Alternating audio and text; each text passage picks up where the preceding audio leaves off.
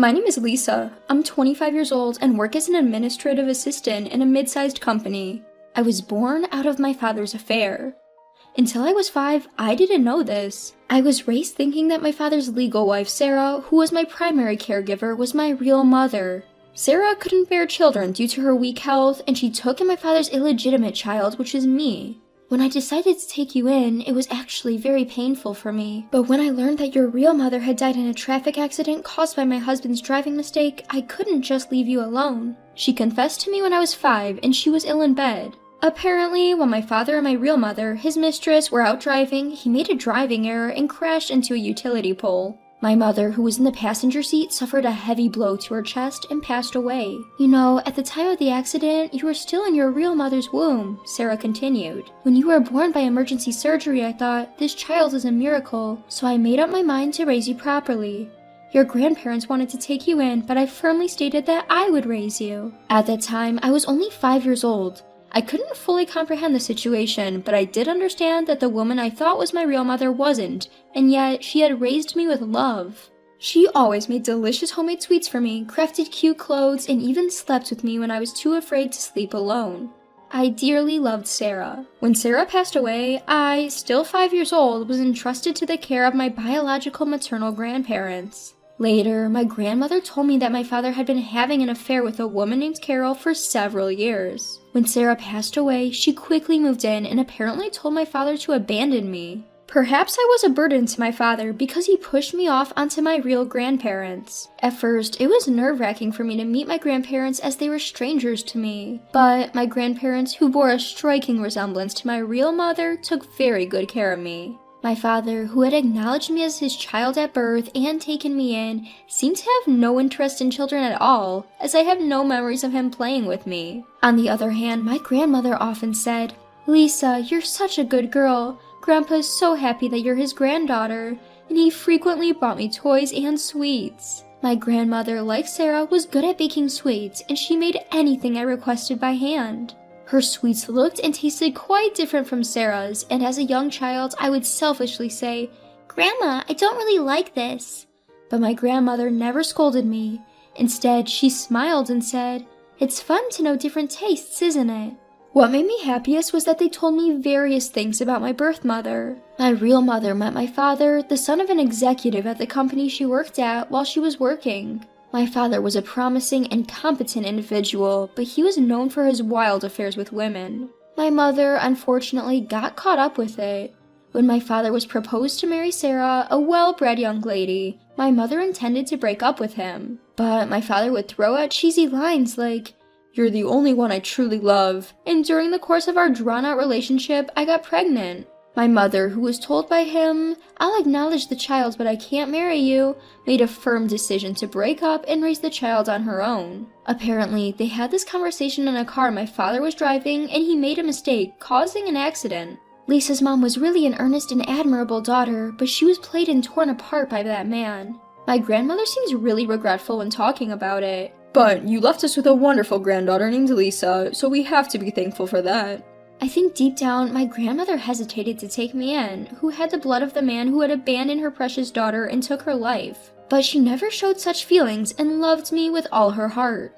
When they took me in, my grandparents were in their early 50s. My grandfather ran a small factory, and while they weren't wealthy, they were able to lead a decent life. Also, about 5 years after they took me in, it seems that several thousands of dollars were transferred every month from my father as child support. But at some point, those payments stopped, and around the same time, the factory's business began to decline. My grandmother, who had been a housewife, started working, but it seems it wasn't enough to get the factory's finances back on track. Eventually, they had to sell the factory and their home, and by the time I was in middle school, we had moved to an old apartment. My grandmother would say, "Our grandparents lived really meager lives during the war times. Compared to that, we're totally fine," and even cut down on their own meals to make sure I had plenty to eat. Once I entered high school, I started working part-time too. I was really happy to receive unsold items at the supermarket where I worked until 8 p.m. The part-time ladies were also very kind to me, secretly giving me damaged daily necessities during delivery and giving me hand-me-down clothes from their daughters, saying it was old, but despite being poor, it was a really fun life. But that happiness ended when my grandfather fell ill. His disease progressed quickly, and in no time he was hospitalized. He was told he had only half a year to live, and money quickly drained due to his medical and hospital bills. My grandfather had canceled his life insurance shortly after closing the factory to save money. Distressed, I bought a magazine that introduced night jobs, seriously considering doing it.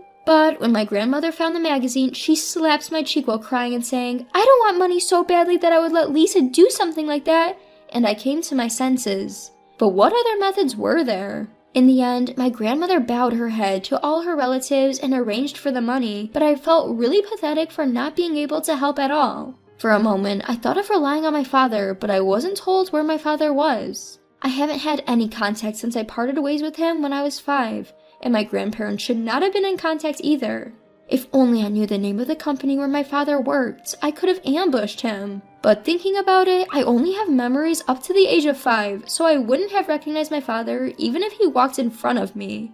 My grandfather passed away 6 months later. My grandmother and I had to downsize to a smaller and cheaper apartment. After graduating from high school, I started working around the clock. I worked as an office clerk during weekdays, a supermarket employee in the evenings, and a convenience store worker on the weekends. Sure, there were occasions when coworkers and fellow part-timers confessed their feelings for me, but I ended up calculating how much I could earn in the time I'd spend on a date. Perhaps it was because of the trauma of my father being a terrible man.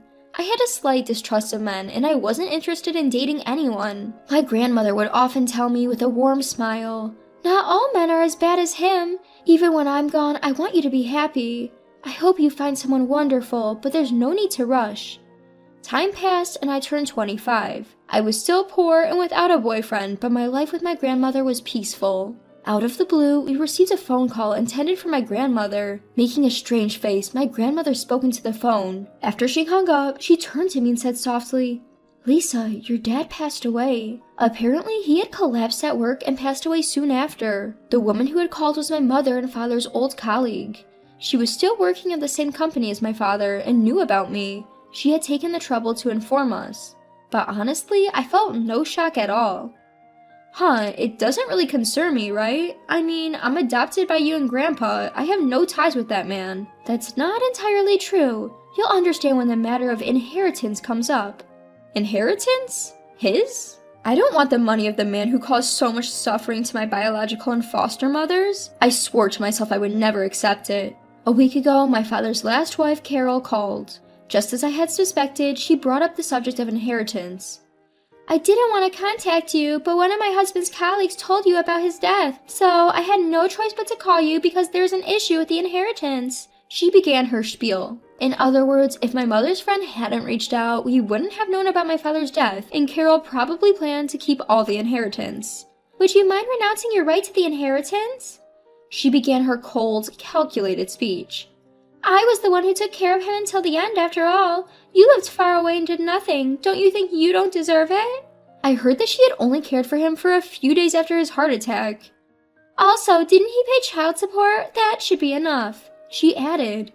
Actually, he was supposed to pay for 15 years, but stopped after only 5. "You're the one who was adopted into another family, right? You severed ties with my husband. Isn't it brazen of you to want to claim his money?" The more she spoke, the more I could feel her greed. I didn't want to talk to this money grubber any longer. I didn't want the money from the cruel, heartless man who had abandoned me. With that thought in mind, I answered her dismissively. "Okay, I already thought of him as a stranger." "Oh, thank goodness you've understood." The jubilant voice of Carol came from the receiver, but at the same time, my grandmother snatched the phone away and yelled into the mouthpiece. "You must be joking. We won't renounce anything. If you want to start trouble, we'll hire a lawyer and fight you." Wait, what? While I was still startled, my grandmother hung up the phone with a slam. "Grandma, why aren't we renouncing it?" Then my grandmother smiled sweetly and began to explain slowly. "That woman said you cut ties by going into adoption, didn't she? But that's not true. First, understand that you have the right to inherit the man's property." I didn't quite understand where she was going with this, but she continued. "You went through a regular adoption. That means your relationship with your previous parent doesn't end, even though you were adopted. Huh? Is that true? There are special adoptions and regular adoptions. In a special adoption, the relationship with the original parents is severed. However, in a regular adoption, the relationship continues, so you actually end up having two sets of parents, your original parents and your adoptive ones. When we were deciding whether to adopt you, we were torn. If we went with a regular adoption, you might have been obligated to take care of that man if he needed it. You wouldn't want that, would you? The man who abandoned my biological mother, who started an affair with my adoptive mother, Sarah, was still alive. I definitely wouldn't want to care for such a man. But, that man was an elite in a major corporation, and it was clear from his lifestyle that he was quite wealthy. That means if we went into a regular adoption, when that man passed away, there would be a good chance that a significant amount of money would come to you through inheritance. We thought, even if you had to struggle to care for that man, you might be rewarded in the end. Your grandfather and I discussed it and made the decision. I was moved to tears when I realized how much they had thought about me. But I don't want his inheritance. You may be angry thinking about it as that man's inheritance, but what if you think of it as money? You know very well how necessary and important money is for living, Lisa, after all these 20 years. That was certainly true. If we had money, we could have given my grandfather better treatment, and we wouldn't have had to make my grandmother live in this rundown apartment. No matter how hard I worked as a high school graduate, I couldn't make life easier for my grandmother. Right, I need money to make life easier for you, Grandma. It's not about me, Lisa. You can never have too much money for your future happiness. If you really can't bear it, why not donate the money after you receive it? There are plenty of people who need it, right? That was really true. My grandmother, who has struggled with money, would know the importance of money more than anyone. I changed my mind. I won't renounce, I'll fight for my rightful inheritance. Then I started doing some research about inheritance. A question arose in my mind. Grandma, can you tell me the phone number of the woman who informed us about that man's collapse? Sure, but what are you going to do? I have something I want to ask her. With a bright smile, I immediately dialed that person's number. A few days later, I called Carol and informed her of my valid claim to the inheritance. If you say you won't let me inherit, I'll hire a lawyer and proceed with a lawsuit, I warned her. This made her frantic with anger. Given her reaction, the inheritance must be quite substantial. Only getting half, oh my goodness. Too bad, I said, and then hung up the phone. After that, I embarked on the action I had planned. I speculated that my dad, given his lack of discipline with women, might have been continuously unfaithful. So, I contacted the woman who had informed me of the man's passing and had her investigate his affairs. And it came out that he had been simultaneously cheating with at least 5 women at work.